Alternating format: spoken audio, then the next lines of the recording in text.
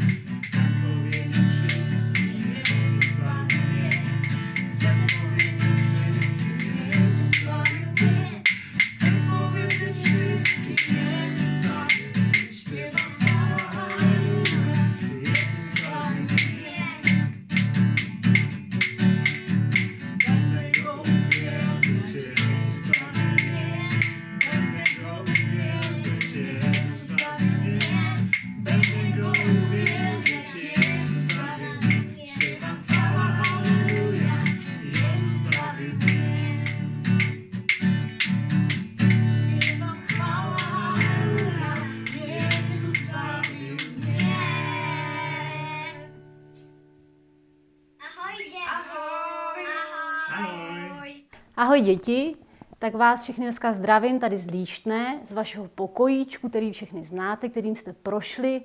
Znáte tady hračky, všecko, s čím, co jste tady jak dělat. Já bych se vás dneska chtěla něco zeptat. Jestli pak mi poradíte, k čemu je toto. Já totiž přemýšlím, jak to mám používat, jo? A tak mi zkuste poradit, třeba vás uslyším. Já jsem si vzala třeba rohlík. Že by to mohl být takovej pěkný tácek. Jo, vy říkáte, že ne, že je to blbost, jo? Tak rohlík ne. Tak počkejte. Ještě bych si na to mohla pokládat telefon, aby se mi nerozbil, že jo, telefon takový důležitý, taky ne, tak je to hloupost. Tak já nevím. Tak mi poradíte? Jo, že si tam mám něco do toho rámečku dát, no tak to bych mohla. A co vy tam tak doma máte? Možná v tom někteří máte třeba vysvědčení, ne, vysvědčení taky ne. Nebo v tom třeba máte nějaký rady od maminky, třeba Maruško, nehádej se s Jeníkem. Ne, taky tam nemáte ty rady.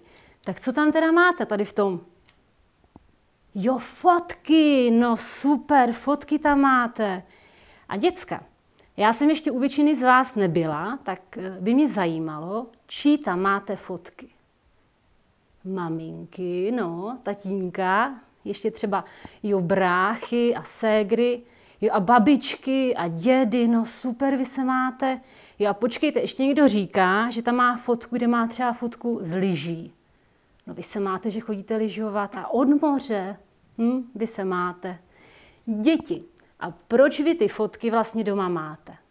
Proč ta maminka, která vás někdy vidí 24 hodin denně, tak proč ta maminka tam má ještě fotku svýho dítěte, svýho chlapečka, svý holčičky. Proč? No, přemýšlejte. Je to proto, protože ta maminka vás má ráda.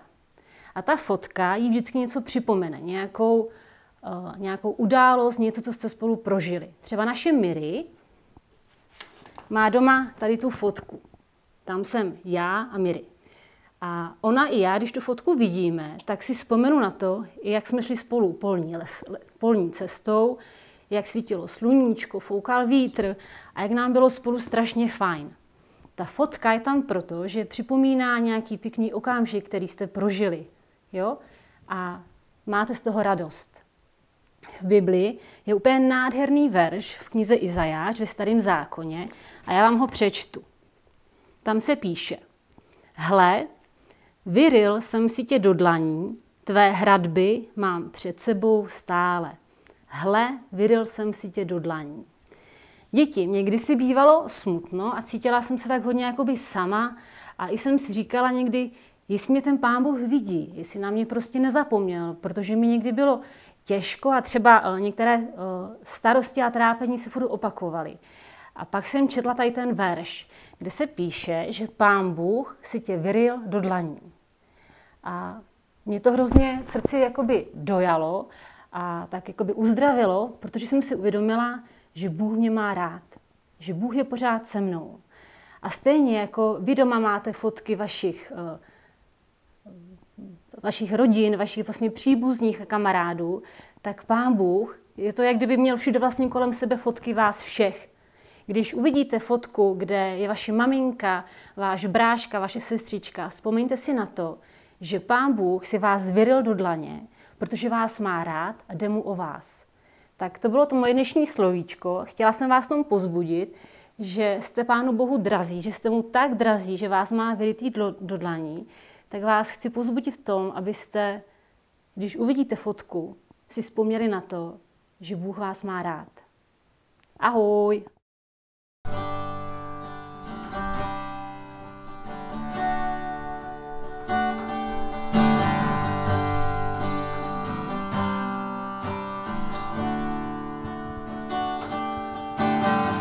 Dobrořeč duše má Hospodinu a celé nitro mé jeho svatému jménu.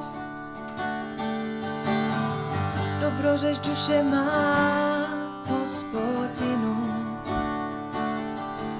a celé nitro mé jeho svatému jménu. A nezapomínej na žádné jeho dobrodění. On ti všechny tvé nepravosti promí. Ze všech nemocí uzdravuje tělo tvé. Tebe korunuje svou milostí a slitování. Dobrořeč duše má Hospodinu a celé nitro mé jeho svatému jménu. Dobrořeč duše má Hospodinu a celé nitro mé jeho svatému jménu. A nezapomínej na žádné jeho dobrodění. On ti všechny tvé nepravosti promí. Ze všech nemocí uzdravuje tělo tvé. Tebe korunuje svou milostí a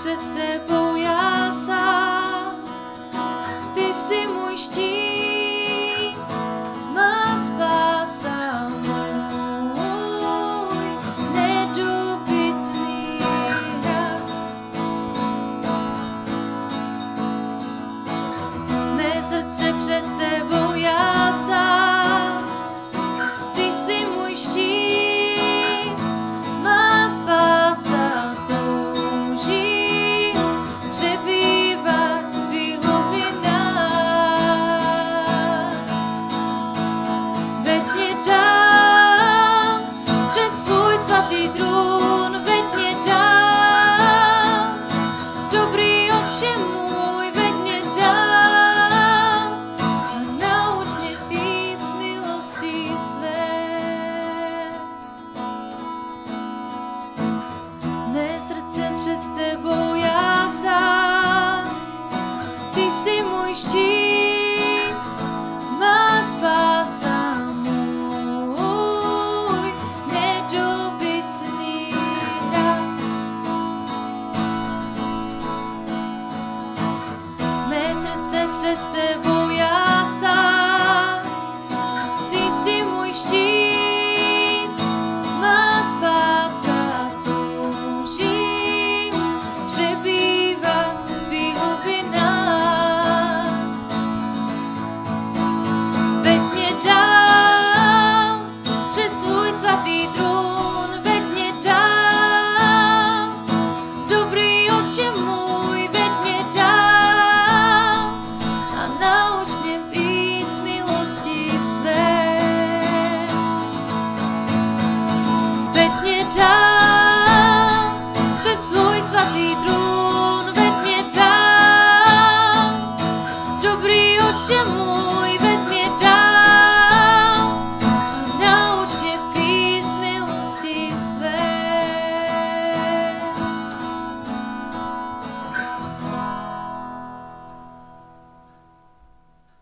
Tak dobré ráno, bratři a sestry, drazí přátelé. Už to vypadalo nadějně, že se setkáme v Líštné, ale zatím je pořád situace neutěšená, tak se setkáváme zase tady u obrazovek, čímž vás taky srdečně zdravím a hned vás zvu k Božímu slovu. Dnes se budeme věnovat dobru, otázce dobra, otázce dobrého člověka. A tak si pojďme otevřít Evangelium Lukášovo, 18. kapitolu, od 18. do 19. verše budeme číst. Jeden z předních mužů se ho otázal: Dobrý učiteli, co mám učinit, abych získal věčný život? Ježíš mu řekl: Proč mě nazýváš dobrým? Nikdo není dobrý, než jeden Bůh. Proč mi říkáš dobrý? Takto se Pán Ježíš zeptal předního muže, který ho nazval dobrým mistrem. Co myslíte? Byla to Ježíšova skromnost, že se ho zeptal, proč mě nazýváš dobrý? Nebo je za tou otázkou ještě něco jiného? Proč Pán Ježíš se ze všeho nejdříve věnoval tomu oslovení dobrý mistře a neradoval se z toho, že ten člověk má touhu po Božím království? Pojďte se mnou dále v Božím slovu. Podíváme se do Matouše, 16. kapitoly, 13. až 20. verš. Matouš 16, 13 až 20. Když Ježíš přišel do oblasti Cezareje Filipovi, ptal se svých učedníků: Za koho lidé pokládají syna člověka? Oni řekli: ti za Jana Křtitele, jiní za Eliáše, jiní za Jeremiáše, nebo za jednoho z proroků. Řekl jim: A za koho mě pokládáte vy? Šimon Petr odpověděl: Ty jsi Mesiáš, syn živého Boha. Ježíš mu na to řekl: Blahoslavený jsi, Šimone Barjona, protože ti to nezjevilo tělo a krev, ale můj Otec, který je v nebesích. A já ti pravím, že ty jsi Petr a na té skále vybudují svou církev a brány podsvětí ji nepřemohou. A tobě dám klíče království nebes a cokoliv svážeš na zemi, bude již svázáno v nebesích a cokoliv rozvážeš na zemi, bude již rozvázáno v nebesích. Tehdy přísně domluvil svým učedníkům, aby nikomu neřekli, že on je Mesiáš. Proč Pán Ježíš říká, nebo proč se ptá svých učedníků na to, že za koho jej lidé pokládají? Určitě to nebylo tím, že měl najednou výpadek paměti. Ani nechtěl slyšet nějaké lichotky od ostatních lidí. Tak co tedy? Co ho k tomu vedlo, že se takhle ptal svých učedníků? Vodítkem k odpovědi nám může být Matouš 16. kapitola, kterou jsme teďka četli, 15. až 17. verš, kde je napsáno: Řekl jim, a za koho mě pokládáte vy? Šimon Petr odpověděl, ty jsi Mesiáš, syn živého Boha. Ježíš mu na to odpověděl, blahoslavený jsi, Šimone Barjona, protože ti to nezjevilo tělo a krev, ale můj Otec, který je v nebesích. A za koho mě pokládáte vy? Ptá se Pán Ježíš svých učedníků. Už mu neodpovídali všichni, už se nepředháněli. Jen Petr řekl, ty jsi Mesiáš, syn živého Boha. Pán Ježíš odpověděl Petrovi, že je blahoslavený, protože mu to nezjevilo tělo a krev, ale Ježíšův Otec, Bůh v nebesích. Vidíme tady určité rozlišení toho, jak můžeme věci vnímat a hodnotit. Buď podle těla a krve, tak jako bohatý mladík, jako lidé v okolí Cezareje Filipovi, anebo podle Božího zjevení, tak jak to řekl Petr. Na čem je založena naše schopnost hodnotit, jestli něco dobré, špatné? Abychom pronikli trošku do hloubky této otázky, musíme jít na úplný začátek. Do doby, kdy Bůh stvořil člověka a vdechl mu život. Postavil ho do Edenu, do zahrady, aby se o ní staral, aby ji obdělával a staral se o ní. Adam byl stvořen dokonale, podle Božího obrazu.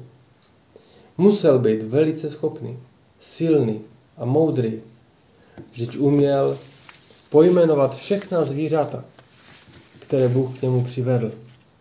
Všechny druhy. Ještě jsem se podíval do Wikipedie, víte, kolik jich je druhů zvířat? V současnosti známých druhů zvířat je asi 7,8 milionů, což je pravděpodobně jen zlomek skutečného počtu, který byl stvořen Bohem na začátku. Jsou to obrovská čísla. Adam nejen zvířata uměl pojmenovat a rozlišit je, ale i zapamatovat si je.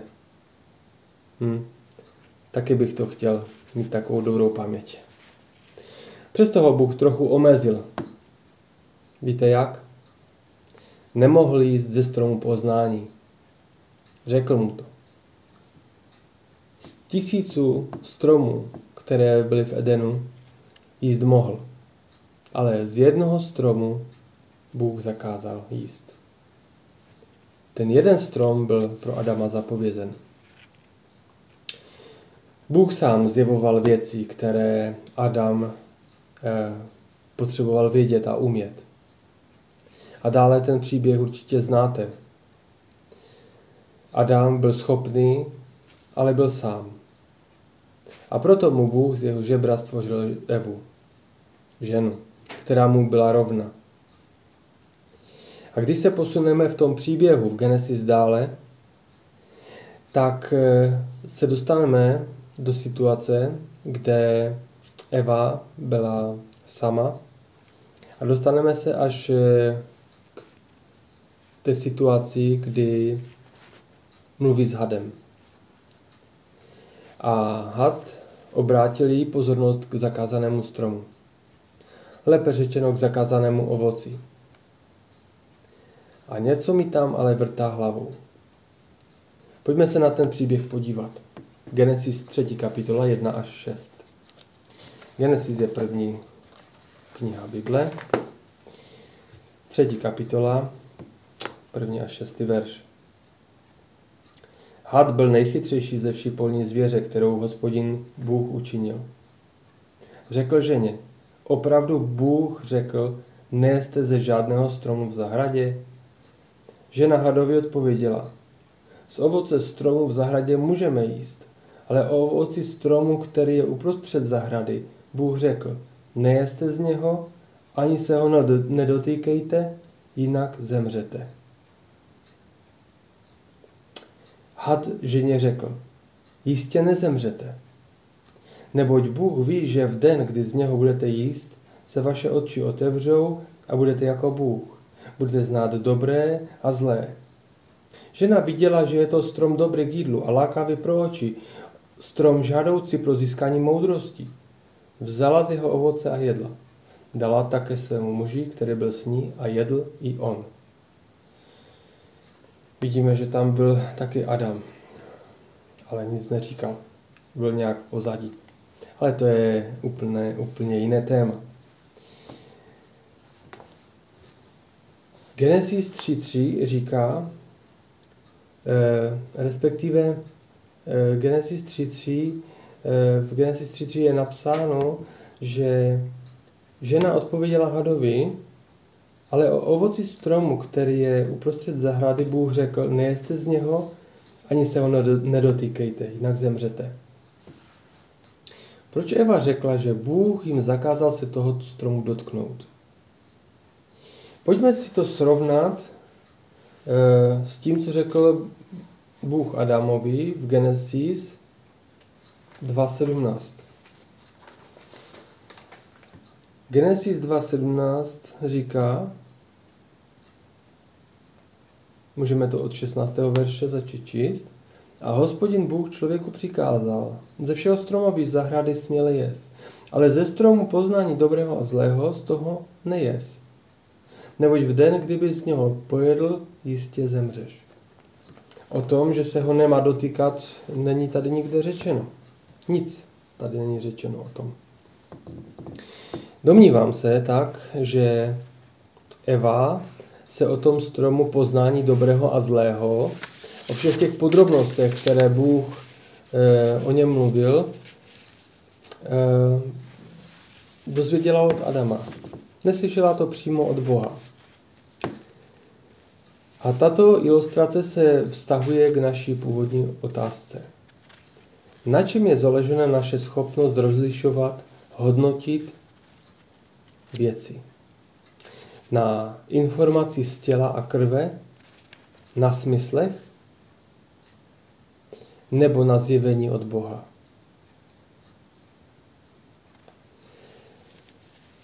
Vrátíme se ještě na chvíli do Genesis 3. kapitoly 6. verš. Žena viděla, že je to strom s plody dobrými k jídlu, lákavý pro oči a slibující vševědoucnost. Vzala tedy z jeho plodů a jedla.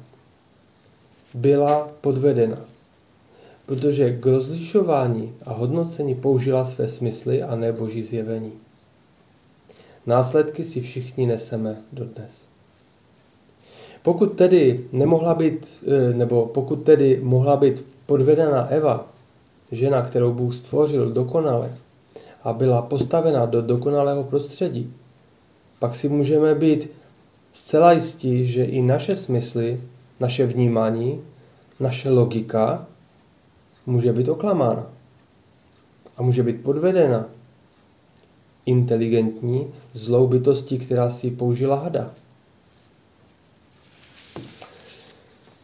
Kdo je ta bytost? Ta bytost je otec lži, otec klamu, otec podvodů, který má dokonale zmapovány lidské slabosti a umí je mistrně zneužít, takže to ani nepostřehneme. Proto se vlastně Pán ptal učedníků, za koho jej pokládají lidé. Oni hodnotili Ježíše podle těla, podle smyslu. A tak chtěl Pán Ježíš jasně učedníkům ukázat, jak je to odlišné od toho, co Bůh Otec zjevil Petrovi. V dnešní době jsou podvody, svody, lži a polopravdy mnohem rozšířenější a mnohem propracovanější. Vše je umocněno tím, že pravda je relativní pojem. To znamená, že každý může mít svoji pravdu. Stírají se hranice mezi dobrým a špatným. Rozšiřuje se všeobecný chaos a je těžké zorientovat se dnes v tom všem bez božího zjevení.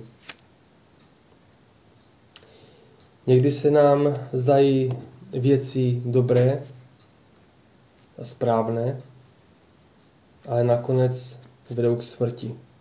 Jak to píše přísloví 29.18. Když není vidění, lid je bez zábran, ale šťastný je ten, kdo zachovává zákon. Když není vidění, lid pustne, je v jiných překladech. Ale šťastný je ten, kdo zachovává zákon.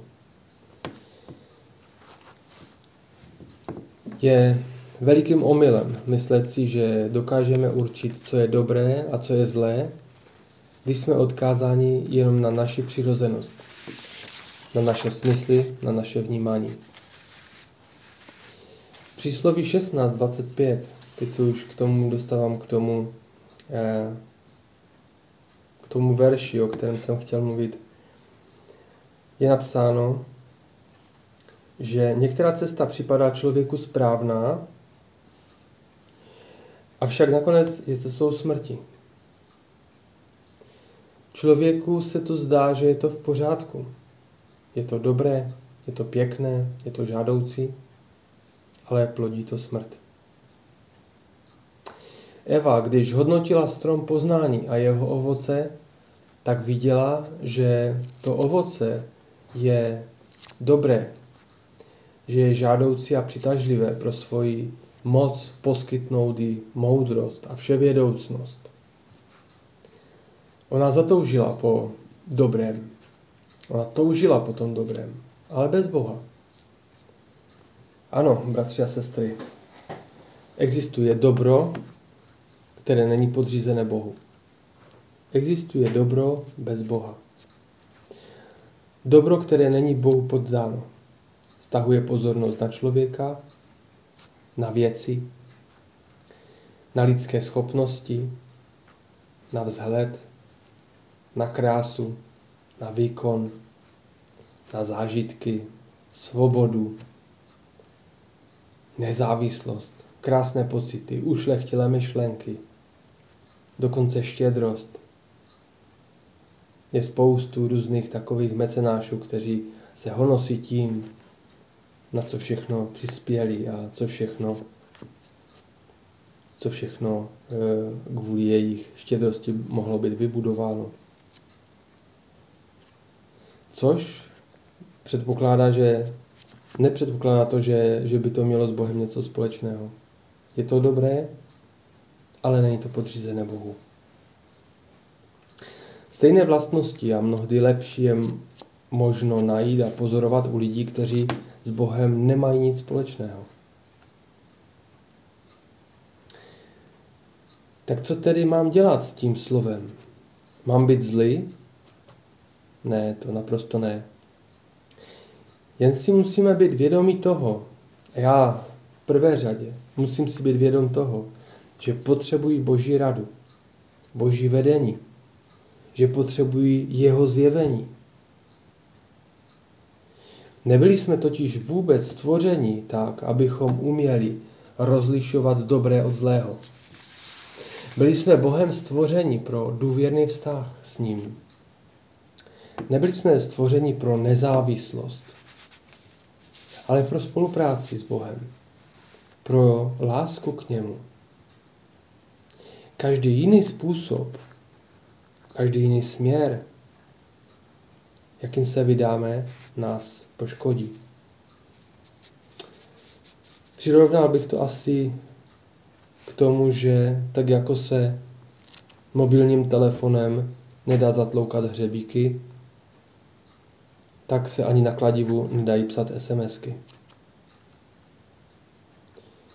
Víte, je důležité vědět od Boha, kterou cestou se dát. Je důležité mít jeho zjevení pro svůj život. Nejenom rozlišovat, to je dobré, to je špatné, podle toho, jak to cítím, jak to vnímám. Jestli je mi to milé, jestli se mi to líbí, nebo se mi to nelíbí. Víte, uvědomil jsem si taky s hrůzou jednu věc, že často i to naše evangelium, které zvěstujeme lidem, je takové poloviční. My zvěstujeme lidem často Ježíše, který je jenom spasitel, ale nezvěstujeme ho jako pána, jako krále, jako toho, který má vládu a moc. Jako toho, kterému se musíme podřídit a kterého musíme poslouchat a máme poslouchat. Jako toho, před kterým poklekne každé koleno a každý jazyk vyzná, že on je pán. Zvěstujeme evangelium často způsobem, který je pro lidi přitažlivý, který se zdá dobrý, ale ti lidé nečiní skutečně pokání a nepřijmou Boha za svého skutečného pána, za krále. Víte, Bůh není demokrat, není humanista. Bůh je mnohem méně demokratický a humánní, než se nám zdá. Bůh je král. On určuje běh dějin. On určuje podmínky hry. On určuje to, co je dobré a co není dobré. A pokud se budeme spoléhat na své vlastní smysly, tak nakonec naše cesta nepovede k Bohu, ale povede k smrti, jak jsme tady četli v příslovích. Víte, každý z nás, když jezdíte možná autem, tak potřebujete navigaci. Potřebujete vědět, jak se dostat z jednoho místa do druhého místa. My se chceme dostat k Bohu. Chceme být jednou s ním. Ale chceme se tam dostat naším způsobem. A to nejde. Nejde se tam dostat přes dobré skutky. Nejde se tam dostat přesto, že budeme si vybírat věci, které jsou dobré. Musíme si začít vybírat věci, které se líbí Bohu. Které jsou dobré, ale podle jeho měřítek. Které jsou dobré, to určuje on. Můžeme se společně teďka modlit. Můžeme společně teďka přinést Bohu to, že potřebujeme skutečně jeho zjevení. Že potřebujeme tu mast k protření očí, abychom viděli, kde jsme. Abychom si nemysleli o sobě, že jsme něco víc, anebo abychom si nemysleli, že jdeme dobře a přitom jsme už dávno sešli z cesty. Pane Ježíši Kriste, tak si uvědomujeme, jak moc potřebujeme tvoje vedení, jak moc potřebujeme tvoje zjevení, jak moc potřebujeme cítit tvoji ruku, jak moc potřebujeme rozumět tvému slovu.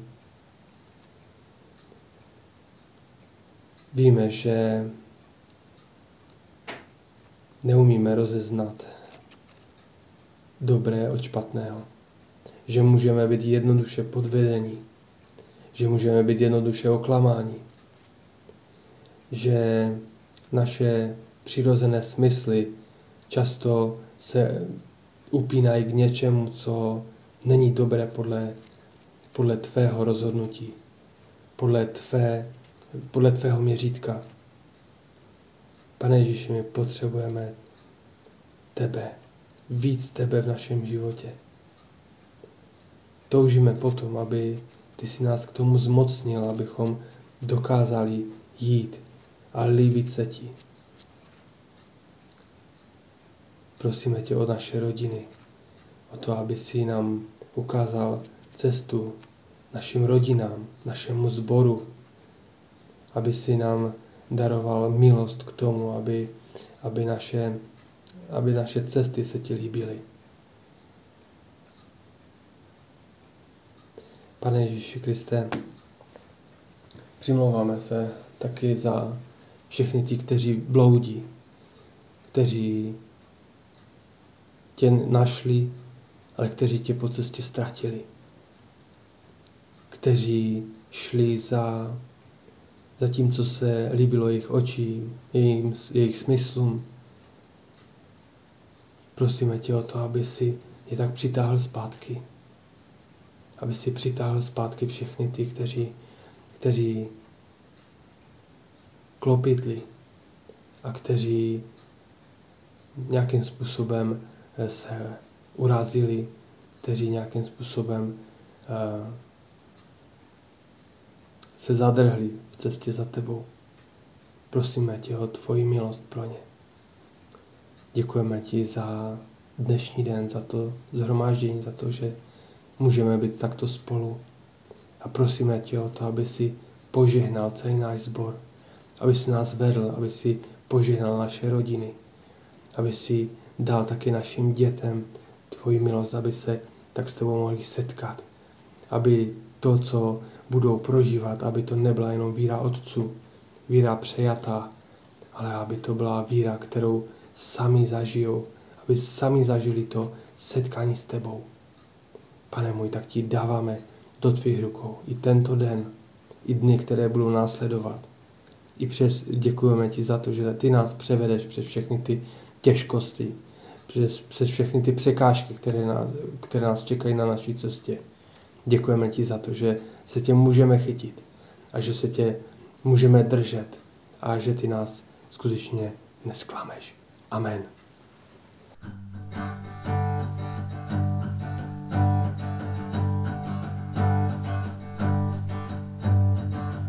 Kimże jestem, by nieba król chciał przyjąć mnie. Dzięki niemu dziś jestem tu, on pokochał mnie. On pokochał mnie. Kto zaufa ci, może wolnym być. Jestem dzieckiem twym, ufam ci. Łaską swą on odkupił mnie, nim wolność mam. Kiedy więził mnie strach i grzech, Jezus za mnie zmarł. Tak on za mnie zmarł.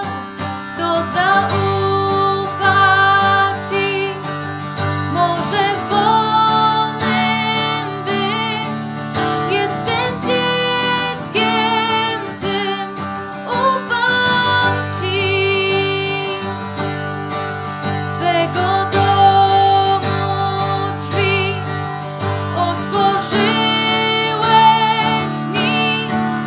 Jestem dzieckiem twym, ufam ci.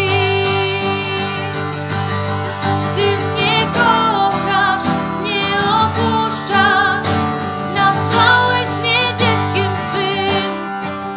Jesteś ze mną, Tobie ufam, nazwałeś mnie dzieckiem swym.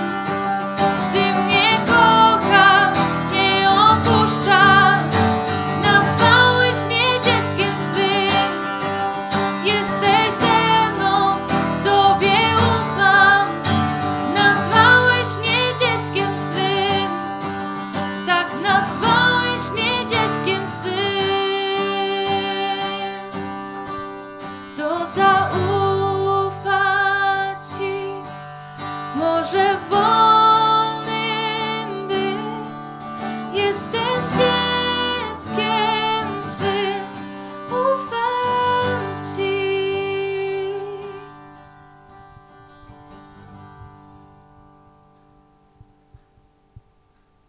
Bratři a sestry, není to vše jen toto shromáždění, ale tak jak už Mirek i v minulých kázáních, v minulých oznámeních říkal, jsou i přes týden pro nás připraveny skupinky, funguje jich asi 5 skupinek, takže všichni ti z vás, kteří jste ještě se nerozhodli, jste srdečně na ně zváni.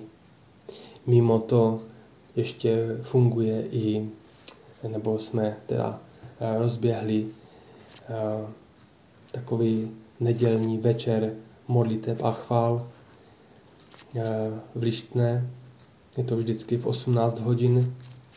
Jste taky všichni na ten večer zváni.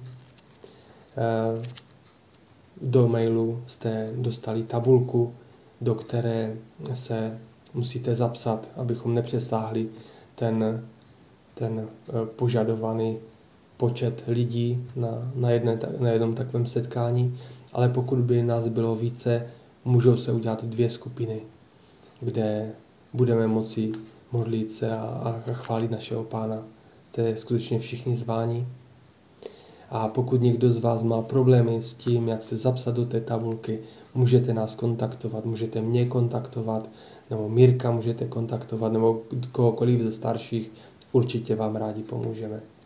Ať vám Pán požehná, ať vás ochraňuje, ať vám požehná celý příští týden. Amen.